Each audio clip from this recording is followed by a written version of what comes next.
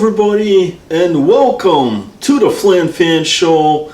I'm Jim Flanagan, your host here for tonight, and I'll be joined also by Cortez via satellite. So let's kick things off here. New episode, new week. We're going to recap week number 3. Let's start off with your series recaps.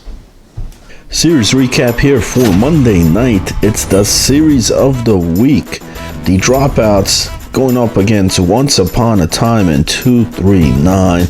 We go down to the ice here early in the first. Panarantino on the breakout and buries it on here 1-0, 239 early on. Then on the power play here on the offensive faceoff,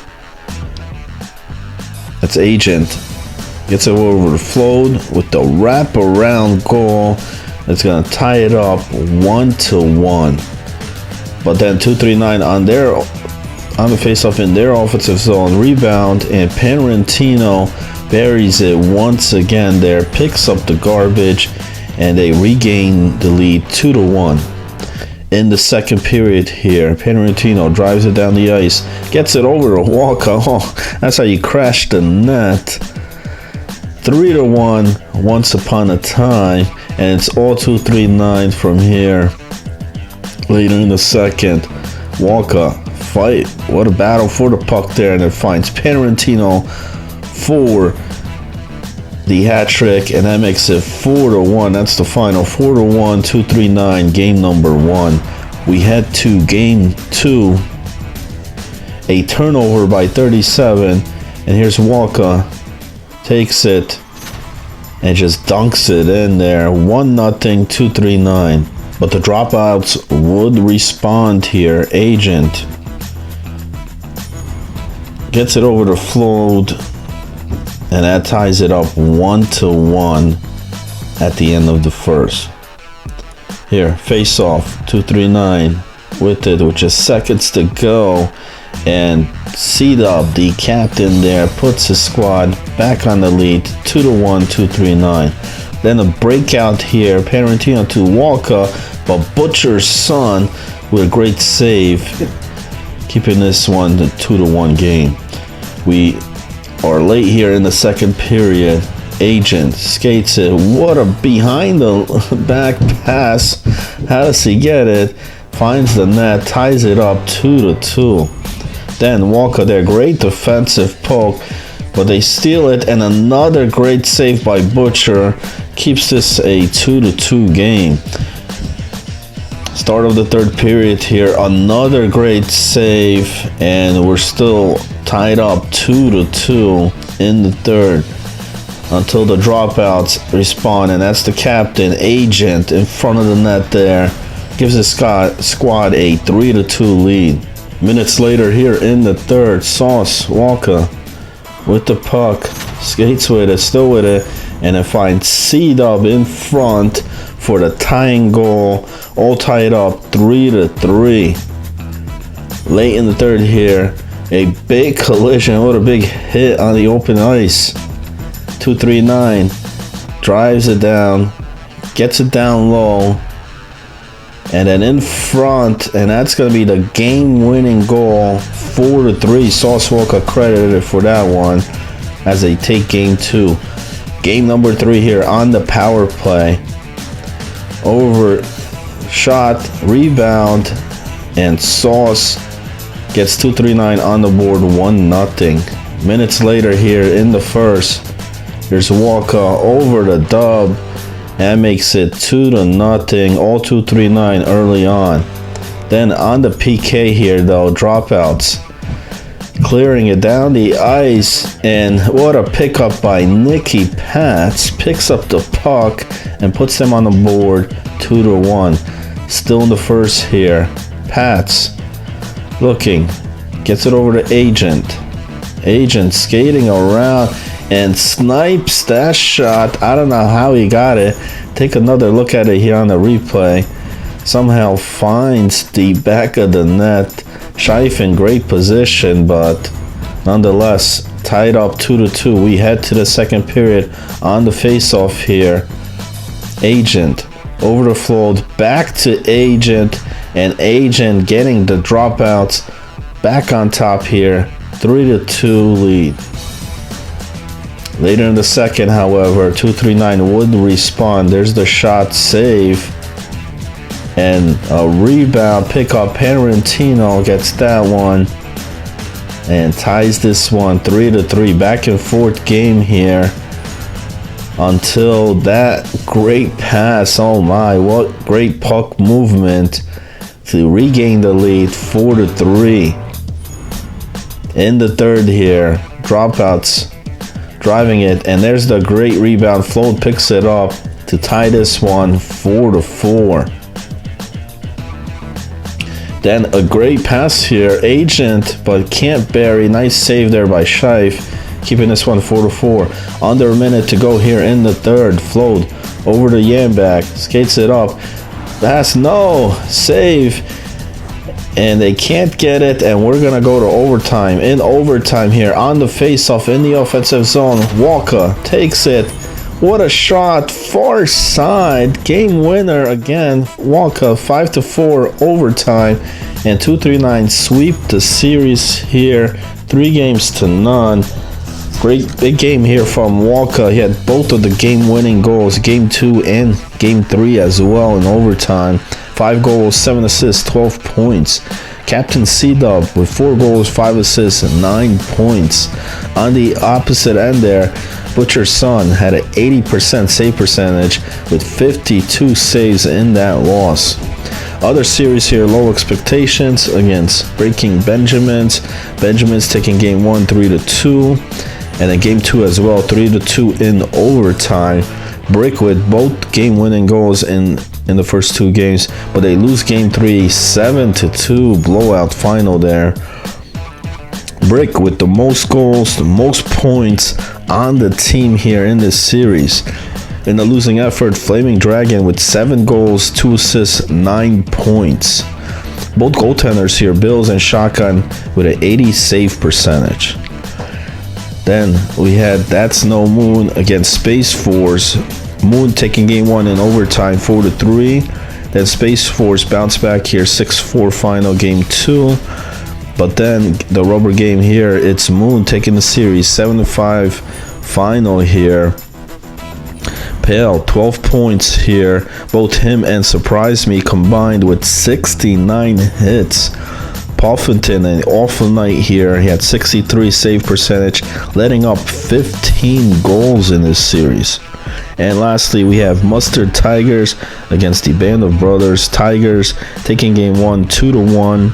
They take game 2 as well, 3-2 in overtime, and then finish up the sweep here, 4-3 game 3. Taking all 3 here.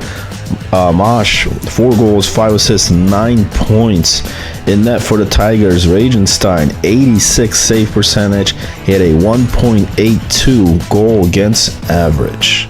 Wednesday night, we have the Red Hot Breaking Benjamins taking on That's No Moon. We go to the ice here. Great check. And a loose puck is picked up in front. That's Master America for the Benjamins. 1-0 early on. Later in the first here, Figo. Pass in front, a rebound. And that makes it 2-0 Benjamins, but they're not done yet. Still in the first here, turnover, and then a great pass here on the breakaway. Master America buries it on the backhand. His second goal of the night, 3-0. On the power play here, this made it 4-0, and the Benjamins just on a scoring clinic here against That's No Moon. More Benjamins to come. Another goal. That's Mr. Tough getting on the board. And then finally here in the third, Benjamins passing the puck to the D, get the rebound, and Figo buries it. 7-2 is your final. Just a blowout there. Not even close in game 1. We head to game 2. It's a tight game here, 1-1 in the second. And Sober over the Pale, who gives the Moon the lead here, 2-1 in the second. More Moon here later on. Sober gets it down low, and then a turnover by Brick City.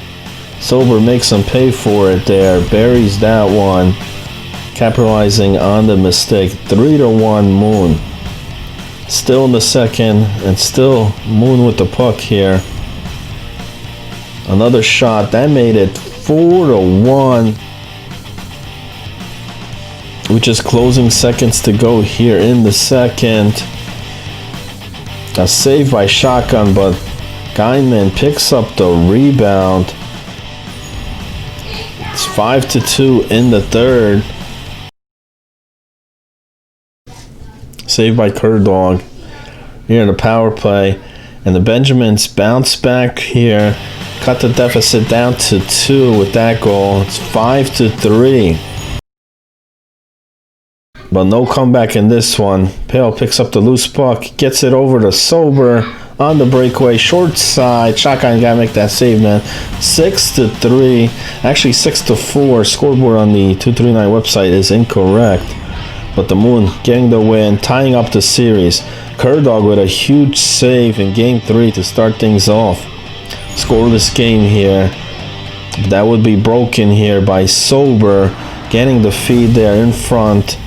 Burying that one. Moon up 1-0 early on. Shot from the point. No. Figo picks it up. Gets it down low. And Master America. Great play there. Will tie this game 1-1.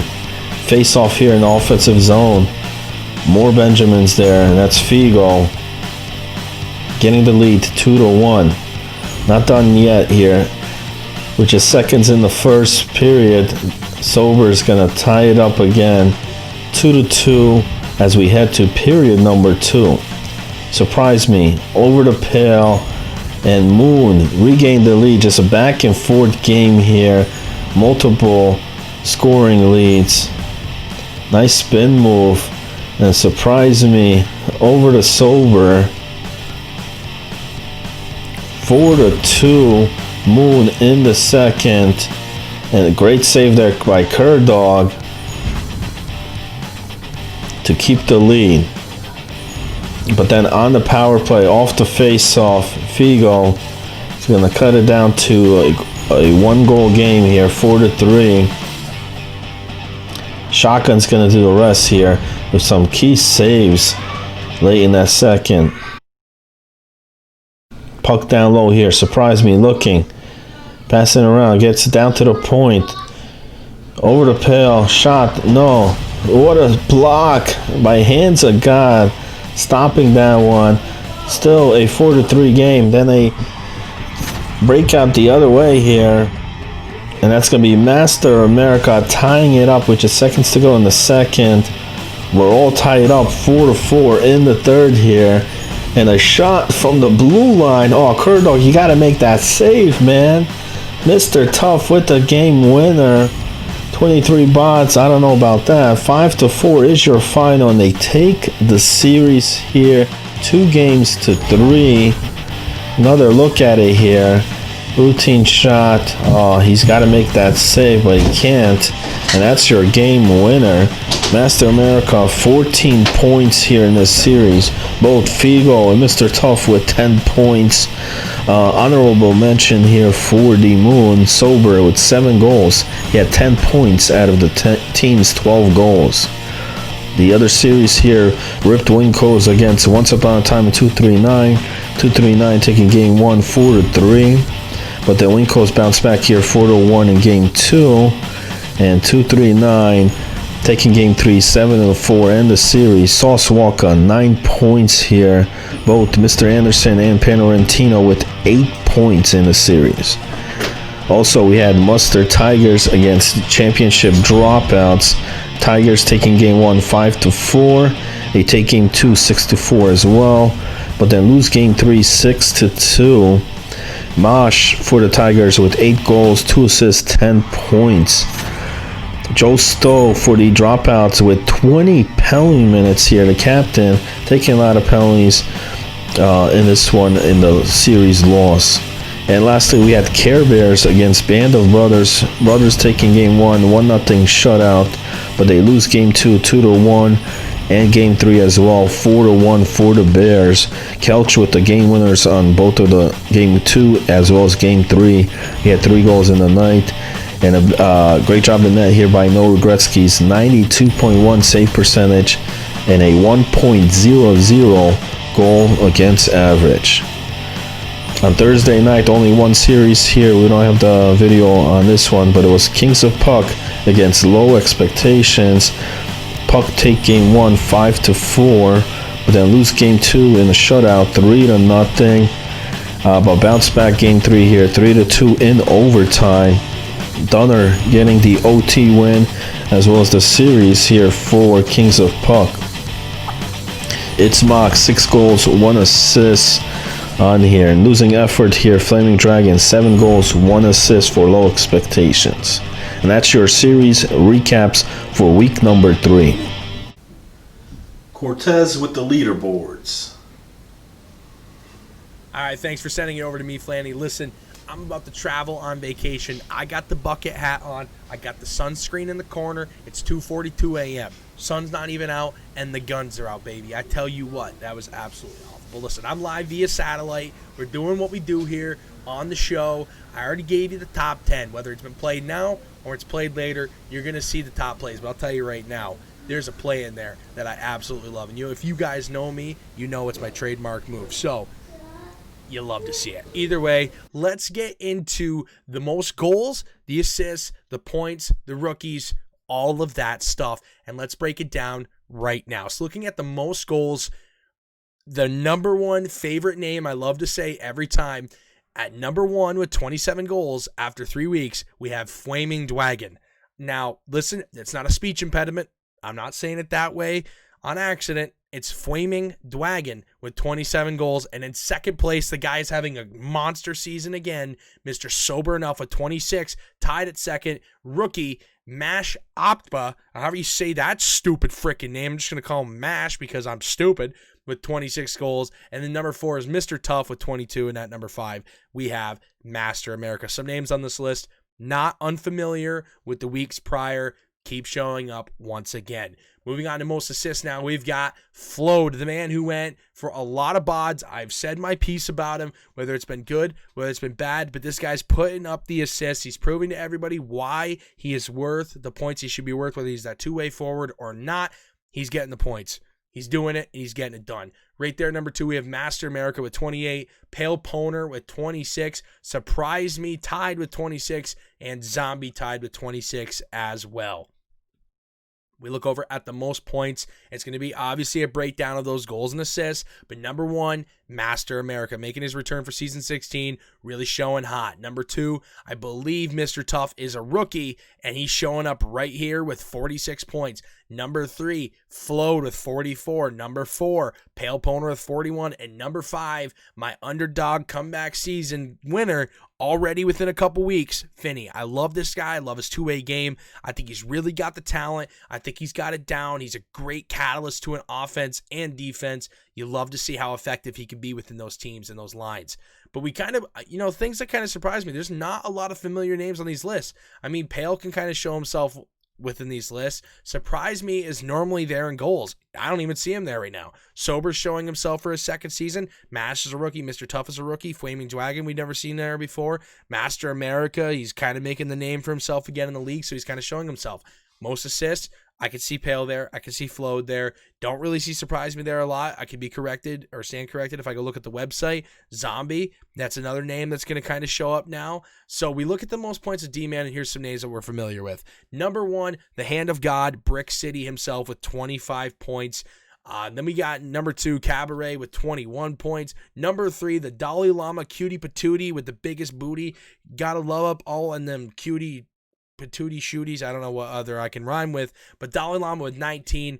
Number 4, everybody's favorite pharmacist, Mr. Drug Monkey. And then at number 4, tied with him, the guy, the RDV, not Rob Van Dam, but it's RDV, not RVD. It's RDV, Ron Don Vellante. You gotta love this guy, the Ronnie Donnie Vellante. You can't get enough of this guy. He loves salami. I don't know why I'm trying to rhyme stuff at this point. 16 points as well. All of these people, Norris winning trophy winners, other than Cabaret to my knowledge, but Cabaret is showing why he is a good defenseman for this league, whether it be offensive or defensive wise. Now we look down at the most points for rookies. No surprise here. Mr. Tough right up at 46, being, I believe, in like second place or third place in points in total. Second place to 46. No surprise he's leading rookies. Mash right there at number 2 with 39. This guy is in the top 5 for goals. So actually, yeah, he's done. I think he's tied for second with 26. So right there, tied at number 2 for goals. It's Mox making a name for himself. Panarantino. Am I saying this right? Hello? Someone send me around. Send me to the gulag. Give me the refresh. All right. Anyway, and then we got Gala there at number 13. These guys, I've seen Gala here. We've seen Mash. We've seen Mox. We've seen Tough. Panarantino making a name for himself, coming up on this list. I don't know if he's somebody that's already been here with a gamer tag change, but he's showing up. 23 points. 4th place for rookies, looking absolutely fantastic. I'm going to send it back to you, Flanny, if you want to break down some things and let people know a little more about what's going on for week number 3. Traded by Odd Guy, Flaming Dragon leads the league in goals here in season 16.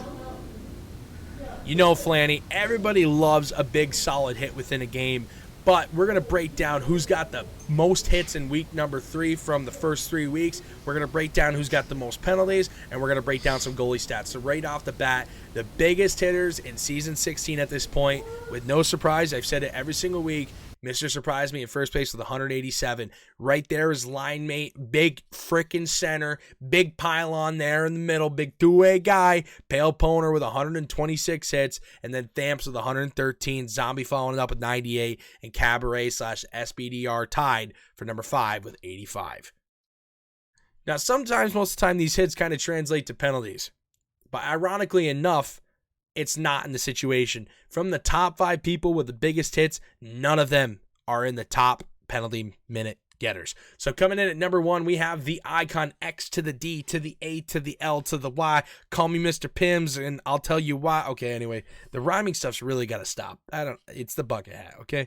Listen, X Daily, 26 penalty minutes. What the hell is going on, Daly? You are more disciplined than that. Put the up stick away. Put the right bumper away. Stop hitting A too much. Get your fucking feet underneath you. Get in line with that fucking dot on the right circle and keep people outside until you get your fucking shit under control. Daly, you're back for season 16. Don't want to ride your ass too hard, but let's fucking figure it out. Tied number 1, the man who has a timeout called after him, the Joe Stowe timeout. Stoey Jopa, 26 penalty minutes. I know Joe will feel in the moment he has to get aggressive with something because he feels like the momentum might shift or something might happen. Joe's going for that trip. Joe's going for that stick lift. He wants to get the puck back, and it's an unfortunate moment. Not a lot of hitting penalties. I mean, if I don't need to go look it up. I played with Joe a lot. I'm assuming it's not really hitting penalties. It's probably more of, stick lifts or trips. Joe just got to lay off the right bumper a little bit, got to lay off the stick lift, wait for the right moments. You got your shit down, you'll figure it out. Same with Daly. Coming in number 3, Geinman with 24. I don't know what penalties you're taking, man. You got to figure it out. Tied number 3 or tied at number 2, whatever the hell we want to talk about. Hergs, you're a part-time player. You're in the top 5 for penalty minutes, guy. Let's simmer down. 24 penalty minutes. I don't even need to see how many games you got played. If you're playing a series a week and there's 3 weeks so far, you have played in a total of 9 games with 24 penalty minutes, my guy. I don't know if one of them's fighting. I don't know if 2 of them are fighting. I don't know what you got. Figure it the fuck out. Number 3 is Dalai Lama. It looks like he's coming down on the list a little bit from what happened last week. Correct me if I'm wrong. Again, Dolly's came right out and said it's coming from charging penalties. It's coming from the trips that he has to take, the penalties he has to take. So I'll take his word for it without me being able to watch any games this season. I'm currently commentating this at 2:50 in the morning on July 31st. This is the only free time I've had so far. So got to get my stuff done while I can get it done. But I respected Dolly coming straight out and saying, I've been taking penalties, whether they've been good or bad, but I've been taking them. So we'll break that down. You see it. The biggest hitters, biggest goons for week number 3. We're going to change up the stat line a little bit. We're going to go look at the people who keep the puck out of the net and keep the momentum currently shifting in their team's favor if they can. They either make or break a team or they're absolutely going to fluster. So let's talk right at this best save percentage for going from week number 2 to week number 3. Master Shotgun in first place with 85% save percentage, which is looking great. Right behind him, going almost neck and neck, No Reswetskis, a.k.a. No Regretskis, a.k.a. Brian with a Y, spamming Y, top 10 play guy, 84.4%. This is looking great. Sir Puffington kind of dropping down, it looks like a little bit, 81.1. Bills 39, 80.3. Tomahawk with a lower stat of 79.6. Now, save percentage is what really matters for a goalie because it's really showing the percentage of shots you're saving. If you're getting 10 shots against a game, you're looking at it and saying, all right, well, they're saving, a little over 8 shots per game, Shotgun and Regretskis and Sir Puffington and Bills.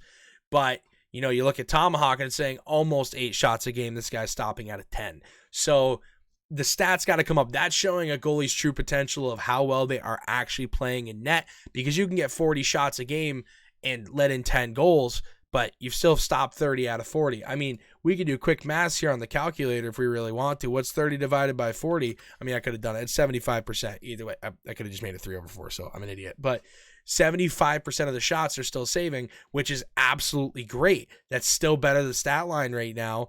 That's not better than Tomahawk's, but it's up there. So Tomahawk needs to get his above an 80, and the rest of these guys going to continue to make them climb. Around an 8.5 higher means you're doing really well as a solid goaltender. Very surprised to not see Cripps on this. I mean, obviously I know his team's kind of a dumpster fire this season. Maybe he can kind of come back in another week and make it work, but we'll see. But we're going to look over to the least goals against average right now, because that kind of showcases more of a team's ability along with the goalie's ability. So number 1, going from the second most in save percentage to the least goals against average, No Regretskis with a 2.02. Basically looking at an average of 2 goals per game against. That's pretty solid. If your team can't put up at least 2 or more goals to get you guys at least 1 point, there's an issue with your team offense as well. Looking right at it with Hollywood, 2.12.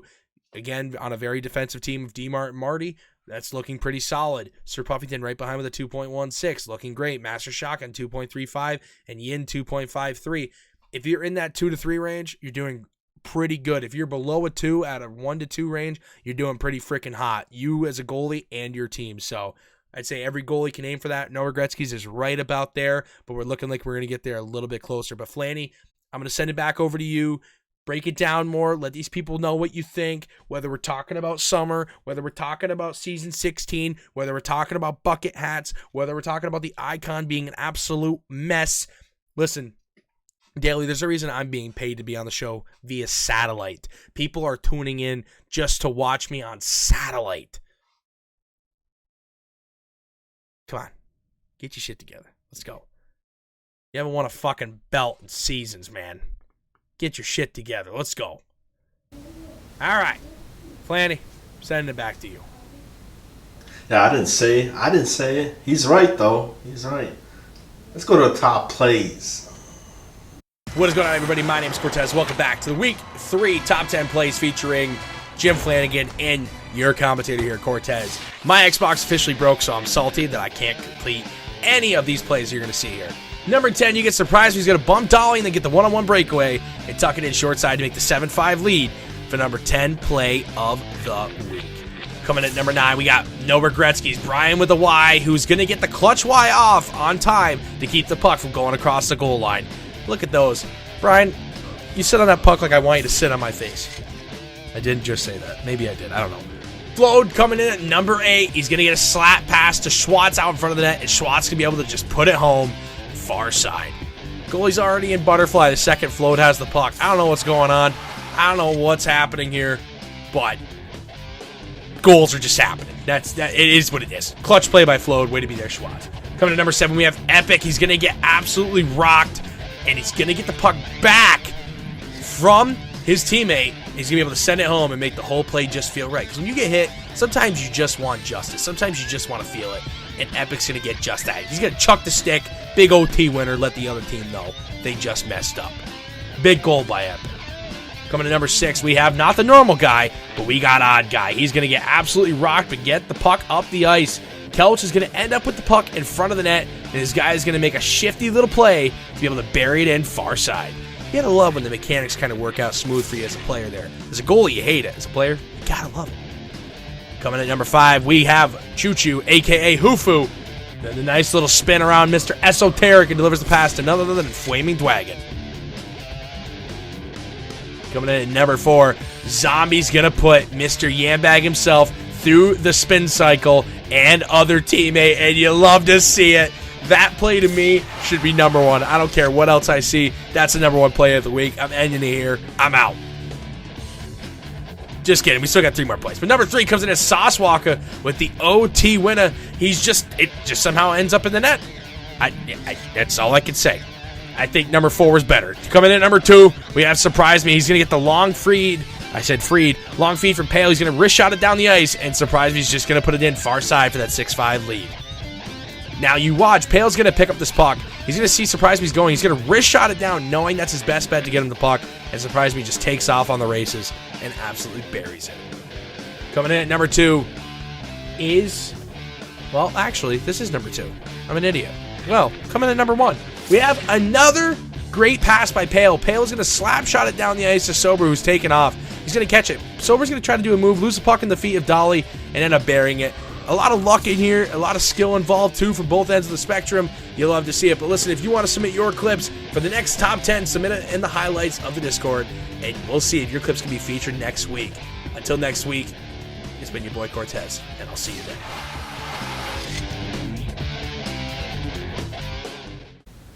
Cortez, great job as always.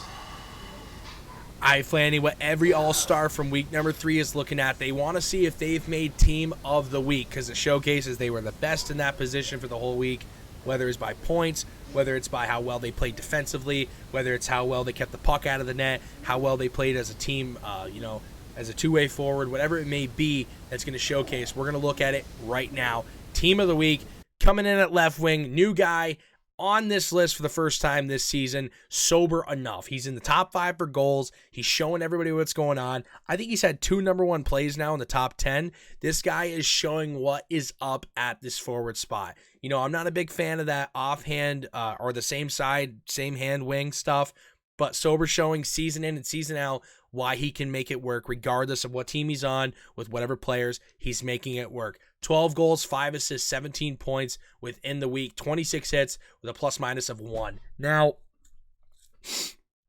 having 17 points in the week and being a plus of 1, not too good in my opinion. Needs to be better. But right on the stat line, looking over at center, we have Mash, who's been here before. 12 goals, 7 assists, 19 points, 23 hits with a plus-minus of -1. So Mash he's doing worse, of course, in the team aspect, but stats looking great for him. Looking over at right wing, we have Sauce Walker, 8 points, 13 assists, 21 points, 9 hits, plus-minus of +8. Looking great. Team stat line's looking good. His stat line's looking good. Looks like he's surpassed first guy right now. The goals are still going in the net when he shoots them, or shots, obviously, of course. He's still laying the body when need be, but not being overly aggressive. I think Brick City has now been 3rd week in a row left D team of the week. The hand of God showing up. 4 goals, 7 assists, 11 points, 1 hit, -3 defensive. Now, Brick is very well known for his offensive talents as a defenseman, but I know him as a great two-way defenseman. This guy comes up clutch with great blocks when he needs them to keep him out of the net. Whatever it may be, I think this needs to be a team-questioned moment. I'm sure that trades have already happened. I'm sure that other things have happened. We're kind of a little bit of a week behind because of stats and how stats go and how the show is produced. But Brick looking really good here. 4 goals, 7 assists, kind of doing it all within this stuff. 11 points, 1 hit, -3. Going to have to figure out the team aspect. Looking over on the opposite side, we have a new guy, Cabaret, 0 goals, 11 assists. Big team player here, whether it's shot from the point, whether it's a breakout pass, whether it's a cycling play, whatever it may be. 28 hits. A lot of hits there for a defenseman. Now, and I'm saying that as in you could still be physical as a defenseman, but Sober and Mash, for instance, have 26 and 23. It means it could be a little aggressive on the offensive forecheck. It could be a neutral zone type hit, whatever it may be. That's where hits are kind of coming from. As a defenseman, you really have to commit. So it looks like it's working for him with the 28 hits, but again, -4, not looking too good with that stuff. So gonna have to figure that out a little bit, kind of get that team offensive and team defensive rating up to make that plus-minus a positive. Now we look back at the net. Brian with the Y. No Reswetskis. No Regretskis. World Junior Ball Hockey player, guy, NHL pro player, signed contract, talent guy, everywhere. I keep saying guy, whatever. 2 wins on the week. 35 saves, 92 save percentage, a 1.00, a 1.00 goals against average, 0 shutouts. That's all right. 92 save percentage, fantastic. Just 1 goal against average, absolutely beautiful. 2 wins. Brian, I don't know if you only played 2 games in net that week, but your team's letting you down offensively wise. If you have a 92 save percentage, a 1 goal against average, 0 shutout, by the way, but that's okay, because again, it's a 1 goal against average. If you only have 2 wins, you must have it. If you didn't have a bye week where you only had 1 series and you played 6 games and only won 2 of them with that stat line, I'm pissed off at your team. I don't even need to go look. I'm saying my piece. If you won your series though 2-1, you had a 2-1 split, whatever, congratulations. Obviously, it says 35 saves, and so it makes me think you played 3 games instead of 6. But either way, great talent here all across the board for the team of the week. Sober, Mash, Sauce, Brick, and Cabaret, and then no Regretskis here on the team of the week. But now we're going to change it over to transactions. Let's look at some trades that have happened within week number 3. So the first trade we look at is the championship dropouts. Received Dangles HD from Good News for Nicky Pats. 13 bods to 5 bods. Probably looking at changing up the dynamic here a little bit. Without me looking up and down each team's roster, I don't know a lot about Dangles. I don't know a lot about Nicky Pats. All I can say is, like I said last week, we're getting into the heart of the season. Teams are looking to make some changes to see what can make their team a little better right now. Where the puck's going to move better, how the breakout's going to be, how defensive zone structure is going to happen, how the rotation's going to happen, what it's going to be. So now we look over at Good News to low expectations. It looks like 2 goalies are going to be traded. 19 bods to 22 bods. Yin for Bills. Yin showed last season he made it to a championship with Cosmic and BTW's team. He played really solid. Bills is showing right now with his stat line that he's also a solid goalie. I think, again, this is probably just looking like a little bit of change of scenery, seeing if something could change. Maybe one-timers aren't being saved. Maybe crappy shots out by the blue line aren't being saved. Maybe it's those cut-across goals or wraparounds, whatever it may be. Teams are just changing up dynamics to see what can happen. Looking at it, Band of Brothers, looks like D-Mart and Marty are going to drop Ranger Gordita, and low expectations adds Ranger Gordita to their lineup to give her a spot and a home. Now we look over at championship dropouts. They're going to receive Ian the Berean from Marty and D-Mart for Yambag. This is kind of an interesting trade. When you look up and down it, I think that this is actually very equal. Yam, as much shit as he may get, very solid player defensively and offensively. Yes, he'll have his moments. Same thing as Ian. I think Ian can be a very solid offensive and defensive player, whether he's playing offense or defense. But again, just like the top 10 showed with Yambag, the whole spin move stuff, the same thing can happen to Ian. The breakout passes where it's a complete miss can happen to either one of them. Somebody being out of position, but also sometimes them being in the perfect position, knowing exactly what's happening, could be absolutely great. So I think this is a good little change of scenery trade. Like I've said for the other ones, I think it's just going to see if something can kind of be sparked and change a different dynamic up a little bit.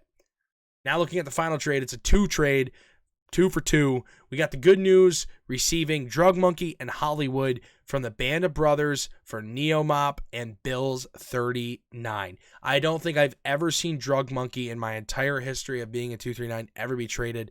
This is very interesting to me.